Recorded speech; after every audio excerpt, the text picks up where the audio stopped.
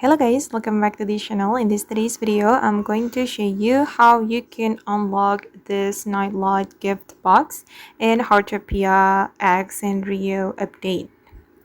Okay, let's get into it guys. I got one Nightlight Gift Box and I'm going to show you how you can obtain it. First, you're going to go to the Sanrio Gacha machine right here, and then you need to tap on the Gacha. You can open up the Sanrio Characters Wonderland event and select the Sanrio Characters Gacha machine and track the Gacha machine here. And then guys, after you reach level 35, you'll be able to unlock this Nightlight Gift Box. Yeah, you can obtain it when you reach level 35, 40, and also 45.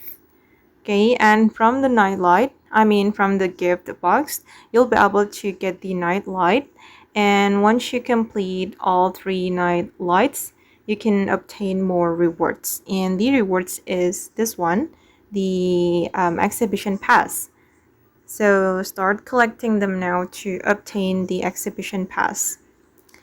Okay guys, and that's how you can get the Nightlight gift box in Heartopia. I hope this video will be useful for you. Thank you so much for watching and bye!